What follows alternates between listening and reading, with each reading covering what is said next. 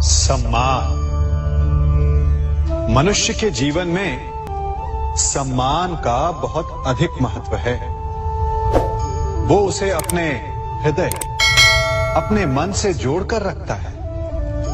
कदाचित इसीलिए हम शत्रु के सम्मान पर चोट पहुंचाते हैं ताकि उसे पीड़ा पहुंचाई जा सके।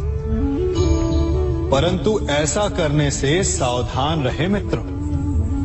शरीर पर लगी चोट मनुष्य भुला सकता है, परंतु उसके सम्मान को लगी चोट उसे जीवन भर पीड़ा देती है। और स्त्री के मान सम्मान पर लगी चोट उसे उस सीमा तक ले जाती है जहां उसे केवल प्रतिशोध दिखाई देता है। यदि अपने शत्रुओं को जीतना है तो प्रेम से जीतिए, अपने कर्मों से जीतिए। उन्हें अनुभव करवाइए कि उनसे भूल हुई है। किसी के सम्मान को ऐसी चोट ना पहुंचाइए कि वो आपका नाश करने पर उतर आए। स्मरण रखें, किसी का अपमान करके आपके हृदय को कदाचित थोड़ा संतोष आ जाए, परंतु उस अपमान से आप कई हृदयों को आघात पहुंचाते हैं और अपने लिए एक शत्रु और बढ़ा लेते हैं। हम सब शीघ्र ही सफलता चाहते हैं, ढेर सारी संपत्ति और सुख चाहते हैं, और ऐसे में कई बार हम छोटे मार्गों का चयन कर लेते हैं।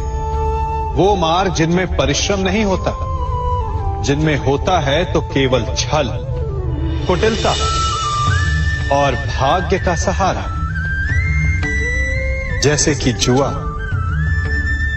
कोई जुए के खेल में धन लगाता है, कोई दांव लगाता है और ये भूल जाता है कि जुआ ऐसा दलदल है कि जिसमें एक बार गिरे तो सर्वनाश से पहले निकलना असंभव है।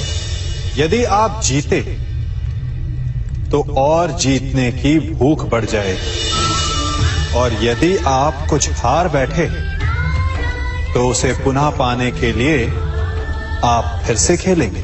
मनुष्य को ये आभास ही नहीं होता कि अपनी संपत्ति के साथ साथ वो अपनी मानवता, अपने संस्कार, अपना धर्म और अपना उत्तरदायित्व तक सभी जुए की भेंट चढ़ा देता है। इसलिए कुछ पाना है तो परिश्रम से पाओ। यदि कुछ जुए में जीता तो वो उतना शीघ्र ही खो दोगे, चूंकि उसे परिश्रम से पाया नहीं गया है, और उसकी रक्षा करने के लिए आपके मन में स्वाभाविक प्रयास भी नहीं होंगे।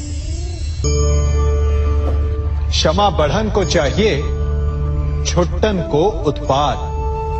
क्षमा इस संसार में शांति का, सुख का मूल आधार है। क्षमा आपके मन से प्रतिशोध और शत्रुता जैसे भावों को समाप्त करती है। परंतु क्या हर स्थान पर क्षमा आवश्यक है? क्या प्रत्येक का अपराध क्षमा करने के योग्य होता है? नहीं। कभी कभी उसे क्षमा करके हम उस व्यक्ति को और बड़ा अपराध करने की प्रेरणा देते हैं, और ऐसा ही अपराध है स्त्री का मान भंग करना, जिसमें क्षमा की कोई अवस्था नहीं। यदि सिंह भूल से गाय के बछड़े का अखेट कर ले तो उसे क्षमा किया जा सकता है, परंतु यदि वो नरभक्षी हो जाए तो उसके केवल दो स्थल होते हैं, या तो पिंजरा या फिर मृत्यु की गोद। कुछ परिस्थितियों में क्षमा के स्थान पर दंड देना आवश्यक होता है, चूंकि ये दंड का भय ही है जो लोगों को वो अपराध करने से रोकता है। संसार में सबसे बड़ा क्या है? अभिमान और बाहुबल, या विश्वास और आस्था? निश्चित रूप से बाहुबल के महत्व को नकारा नहीं जा सकता। मनुष्य अपने बाहुबल से पर्वत को मैदान बना सकता है, सागर सुखा सकता है, मरुस्थल में नदियां बहा सकता है, परंतु बाहुबल को सहारा होता है विश्वास का। यदि मन में विश्वास ना हो तो बाहुबल किसी काम का नहीं। वो कौन सा बल है कि मोर आकाश की ओर ताकते हैं? वो विश्वास ही तो है जिसके कारण वर्षा होती है और दोनों की प्यास बुझती है। परंतु जब पाप के बाहुबल का सामना धर्म के विश्वास से होता है तो बाहुबल हार जाता है और जीतता है विश्वास। विजय होती है आस्था की। यदि आप सत्य के मार्ग पर चल रहे हैं और आप अपने इष्ट में आस्था रखते हैं तो किसी भी पापी का बल आपका कुछ नहीं बिगाड़ सकता। कभी सोचा है हमारा जीवन भी उस रेत की घड़ी की भांति है? जो रेत नीचे गिर चुकी है वो हमारा अतीत है, जो अब भी ऊपर है वो हमारा आने वाला भविष्य है, और वर्तमान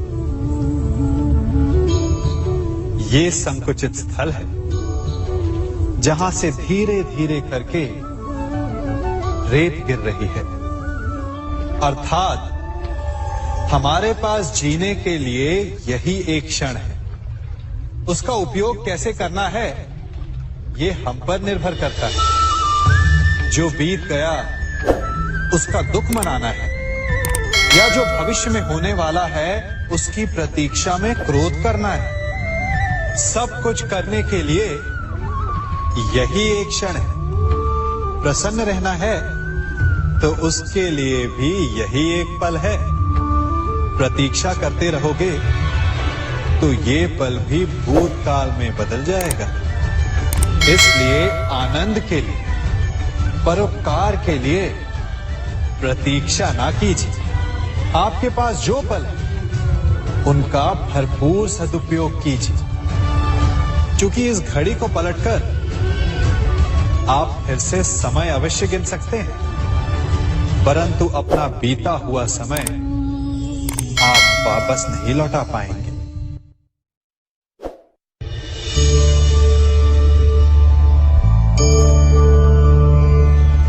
मनुष्य के जीवन में संतान का बहुत महत्व है। उस संतान के लिए वो कितने कष्ट सहता है, उसे पालता है, पोसता है, और यदि यही संतान संताप का कारण बन जाए तो क्या ये उसका दोष है?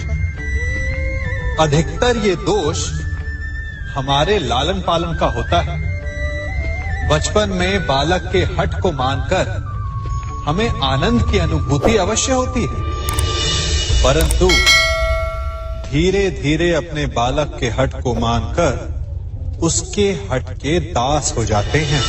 एक हठी उत्तंड और असंस्कारी संतान उस सूखे वृक्ष के समान होती है कि यदि जिसमें आग लग जाए तो वो सारे वन को भस्म कर डाले। और स्मरण रहे, जब उसमें अग्नि लगती है तो सबसे पहले वो स्वयं के घर को ही भस्म करती है।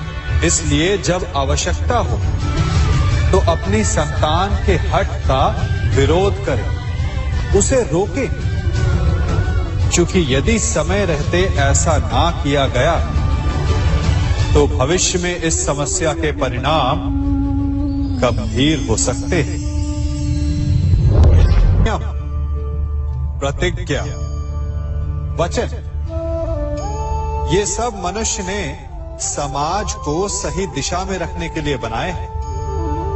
वो मनुष्य ही क्या जिसके जीवन में नियम ना हो, जिनका वो पालन ना करे, परंतु समय के साथ चलने के लिए नियमों को बदलना भी आवश्यक होता है, क्योंकि ये आज का समय ही तो है जो बीत जाने के पश्चात इतिहास बन जाएगा। यदि आवश्यकता पड़ने पर नियम और प्रतिज्ञा भंग ना की जाए, समय की मांग के अनुरूप अपनी प्रतिक्रिया ना बदली जाए, तो इतिहास हमें कभी क्षमा नहीं करेगा। आवश्यकता पड़ने पर आपकी तोड़ी हुई एक प्रतिज्ञा, एक बंधन कभी कभी पूरे मानव इतिहास को बड़े विनाश से बचा सकता है। इसलिए नियम, प्रतिज्ञा, वचन कुछ नहीं, कुछ है तो केवल समय, जिसके अनुरूप चलने वाला ही सफल हो सकता है। कभी किसी पक्षी को घोंसले की नींव बनाते देखा है?